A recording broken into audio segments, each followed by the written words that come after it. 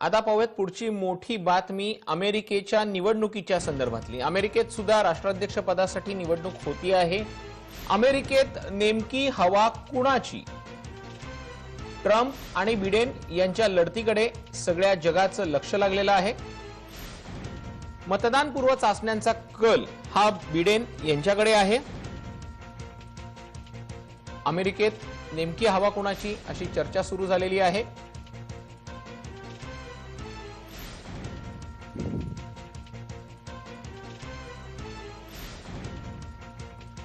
यंदाची निवडणूक ही अमेरिकेसाठी वेगळी असणार आहे। अमेरिकेच्या निवडणुकीकडे सगळ्या जगाचं लक्ष लागलेलं आहे। सत्तेत ट्रम्प की बायडेन येणार असा प्रश्न चर्चेला जातोय। कोरोनाच्या थैमानात राष्ट्राध्यक्ष पदाची निवडणूक ही चुरशीची ठरते आहे। डोनाल्ड ट्रम्प आणि जो बायडेन यांचा आक्रमक प्रचार यावेळेला पाहायला मिळाला। यावेळेला मुख्य मतदानापूर्वी अमेरिकेत टपाली मतदान सुद्धा मोठ्या प्रमाणावरती झालेलं आहे। तर प्रत्यक्ष मतदानाला भारतीय प्रमाण वेळेनुसार मंगळवारी संध्याकाळी 6च्या सुमारास सुरुवात होणार आहे। यंदाची निवडणूक ही अतिशय अटीतटीची असल्याचे संकेत सुरुवातीपासून मिळत आहेत। अमेरिकेचे राष्ट्राध्यक्ष डोनाल्ड ट्रम्प दुसऱ्यांदा निवडणुकीत उतरलेले आहेत। यापूर्वी बराक ओबामा यांच्या कार्यकाळात उपराष्ट्रपती राहिलेले जो बायडेन आता डेमोक्रेटिक पक्षाचे राष्ट्रपती पदाचे उमेदवार आहेत आणि त्यांचेच ट्रम्प यांना आव्हान आहे। निवडणूक प्रचारात कोरोनाचा संसर्ग, वर्णद्वेष, अर्थव्यवस्था, परराष्ट्र धोरण असे मुद्दे ठळकपणे चर्चिले गेलेले आहेत। त्यापैकी आता कोणत्या मुद्द्याचा सर्वात जास्त प्रभाव हा मतदानावरती होतोय हे पाहणं महत्त्वाचं ठरणार आहे।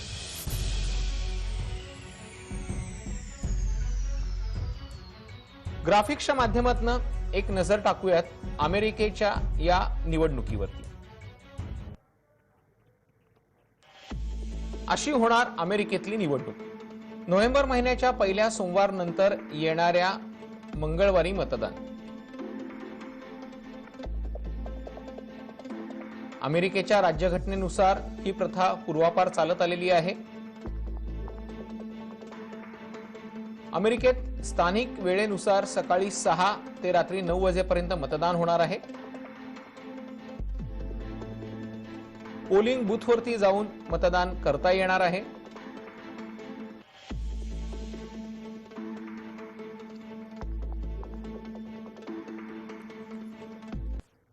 तर आपण पाहतोय अमेरिकेत मतदान होतं आहे। भारतीय प्रमाण वेळेनुसार मंगळवारी संध्याकाळी 6 वाजता या मतदानाला सुरुवात होणार आहे। अमेरिकेच्या या अध्यक्षीय निवडीमध्ये देशाचं अस्तित्व प्राणाला लागल्याचं बोललं जातंय।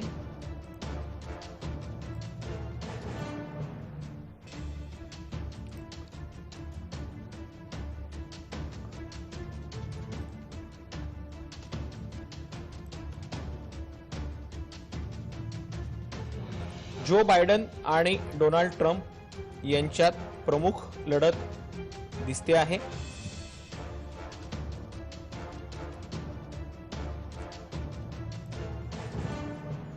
भारतीय वंशाच्या मतदारांची भूमिका ही खूप महत्त्वाची असणार आहे। यामध्ये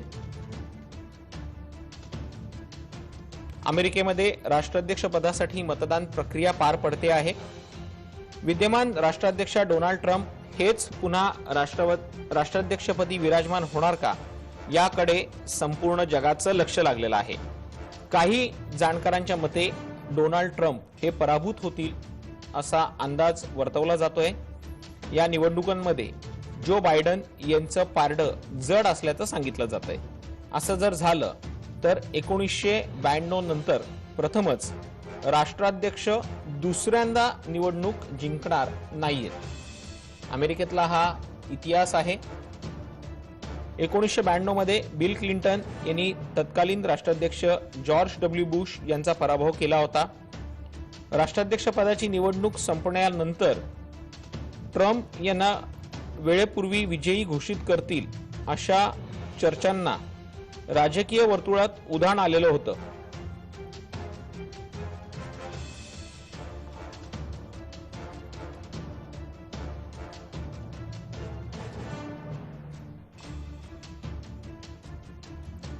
अमेरिकेतल्या निवडणुकांचे अभ्यासक दिलीप म्हस्के आता आपल्या सोबत थेट वॉशिंग्टन डीसी मधनं जोडले जात आहेत। दिलीपजी, निवडणुकांकडे सर्वांचं लक्ष लागलेलं आहे, संपूर्ण जग याकडे लक्ष ठेवून आहे की नेमकं अमेरिकेत काय होणार आहे। अमेरिकेत पुन्हा एकदा डोनाल्ड ट्रम्प येणार की आता सत्ताबदल होताना दिसतोय, नेमकी अमेरिकेतली राजकीय हवा काय सांगते आहे? नमस्कार। आता सध्याला तरी सांगता येत नाहीये, परंतु जो बायडन यांचे जितके पण सर्वे झालेले आहेत, जो बायडन यांना 10 ते 15% आघाडीवर आहेत। परंतु या सर्वेमध्ये सर्वात महत्वाचं सांगायचं झालं तर जो बायडन यांनी ग्रासरूटवर कधी सभा केल्या नाही त्यावेळेस, आणि डोनाल्ड ट्रम्प यांनी कोविड असतानाही 10-20 हजार लोकांच्या सभा चालू केलेल्या आहेत। तर ग्रासरूटवर त्यांना खूप मोठा सपोर्ट आहे। जे की बॅटल ग्राउंड स्टेट आहेत, ज्यामध्ये म्हणतात 10 जे स्टेट आहेत त्यामध्ये सध्याला तरी डोनाल्ड ट्रम्प कडे खूप जास्त सपोर्ट आहे असं वाटतंय। परंतु पूर्ण सर्वे जे सांगत आहेत ते पूर्ण ऍक्च्युअली जो बायडन यांच्याकडे जात आहेत। अगदी खरे, तुम्ही सांगता त्या पद्धतीनं डोनाल्ड ट्रम्प यांच्याकडे काही विशिष्ट वर्ग त्यांच्याकडे आकर्षित झालेला आहे। मुळातच डोनाल्ड ट्रम्प यांची तुलना एका हुकुमशहा पद्धतीच्या व्यक्तिमत्वाशी केली जात होती, मात्र या आधीचे राष्ट्राध्यक्ष जे होते ते सर्वांचा विचार करून सर्वांमध्ये मिळून मिसळून वागणारे अशी बराक ओबामा यांची ख्याती होती। मात्र अगदी त्यांच्या स्वभावाच्या विरोधी व्यक्तिमत्व हे डोनाल्ड ट्रम्प यांचं आहे। तुम्ही जसं म्हणालात तसं डोनाल्ड ट्रम्प यांनी कोरोनाच्या संकटातही जास्तीच्या सभा घेतल्या, मात्र जो बायडन हे त्यापासून थोडेसे लांब राहिले होते। मात्र पावसात रंगलेली जो बायडन यांची सभा ही पुन्हा एकदा चर्चेचा मुद्दा ठरलेली आहे। तसाच काहीसा इतिहास भारतामध्ये झालेला होता। साताऱ्यामध्ये पावसामध्ये शरद पवारांनी सभा घेतलेली होती आणि त्यानंतर संपूर्ण निवडणुकीचं चित्र बदललेलं होतं। असंच काहीसं अमेरिकेत होईल अशी चर्चा भारतात रंगलेली आहे। मात्र नेमकं तुम्हाला काय वाटतं? अगदी बरोबर आहे। सध्याला तरी जे इंडियन अमेरिकन आहेत किंवा जे मायनॉरिटी ग्रुप्स आहेत त्यांचा संपूर्ण कल हा टुवर्ड्स जो बायडन यांच्याकडे आहे। आणि जो बायडन हे खूप मी त्यांना खूप जवळून ओळखत आहे, त्यांच्यासोबत कामही केलेलं आहे। त्यामुळे हा असा नेता आहे की जो he can give everything when he is a president. So सध्याला तरी असं वाटतं की जो बायडन यांचा he is almost a president right now, but आता बघूया। आज इलेक्शन चालू आहे, निवडणूक होईल, रात्री 12 वाजेपर्यंत समजेल की कोण सध्याला सरसीवर आहे।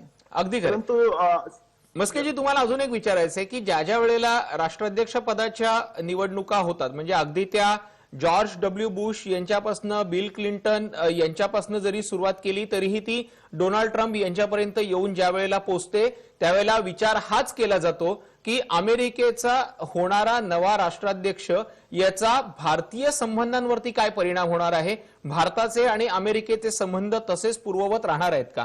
ज्या वेळेला डोनाल्ड ट्रम्प राष्ट्राध्यक्ष होणार होते त्यावेळेला भारत अमेरिका संबंधांमध्ये ताण येईल असं म्हटलं जात होतं। मात्र नरेंद्र मोदींनी ज्या पद्धतीने ट्रम्प यांच्याशी मैत्री केलेली होती आणि अमेरिकेतलं त्यांचं जे भाषणातलं सुरुवातीचं गाजलेलं वाक्य होतं माय डिअर फ्रेंड डोनाल्ड, त्यामुळे आता हे सगळीच समीकरणं बदललेली होती। आता डोनाल्ड ट्रम्प असतील तर आता जसं नातं सुरू आहे तेच पुढे सुरू राहू शकतं। मात्र जर जो बायडन आले तर या नातेसंबंधांवरती काय परिणाम होईल, हे संबंध अधिक सुधारतील की आहेत तसेच राहतील? अगदी बरोबर आहे। परंतु जसे पंतप्रधान मोदी यांनी त्यांच्याकडे एक कला आहे की कुठल्याही व्यक्तींना, कुठल्याही वर्ल्ड लीडरला आपलं म्हणून घेण्याची किंवा आपलंसं करून घेण्याची। जो बायडन यांच्याकडे 50 वर्षाचा अनुभव आहे। 50 वर्ष त्यांनी इंडियाशी संबंध ठेवलेले आहेत। इंडियन कॉकस जो असतो, जो काँग्रेस कॉकस आहे इथे, त्यांनी ऍक्च्युअली दिवाळी वगैरे चालू केलेली आहे काँग्रेसमध्ये। तर त्यांचा खूप मोठा असा संपर्क इंडियन कम्युनिटीमध्ये इंडियन रिलेशनशिप मध्ये जास्त अभ्यासक सध्याला तरी जो बायडन आहेत. अगदी, आणि आणि, म्हणूनच कदाचित then- भारतीय वंशाच्या मतदारांची जी मतं असतील ही या संपूर्ण निर्णय प्रक्रियेमध्ये महत्वपूर्ण आणि निर्णायक ठरताना दिसणार आहेत. धन्यवाद दिलीपजी, तुम्ही दिलेल्या या प्रतिक्रियेबद्दल. तर आपल्या सोबत वॉशिंग्टन डीसी मधनं दिलीप म्हस्के हे तिथले नागरिक जोडले गेलेले होते. निवडणुकी संदर्भात त्यांचा अभ्यास आहे आणि त्यांनी भाष्य केलेलं होतं की आत्ताची निवडणूक ही प्रचंड tough fight, neck to neck किंवा काटेकी टक्कर अशा स्वरूपातली आहे. जे 2 सर्वे समोर आलेले आहेत त्यापैकी एका सर्वेमध्ये डोनाल्ड ट्रम्प हे बाजी मारतील असं दिसतंय, तर दुसऱ्या सर्वेमध्ये जो बायडन हे शेवटच्या क्षणी, मोक्याच्या क्षणी मुसंडी मारतील असा सुद्धा अंदाज वर्तवला जातोय.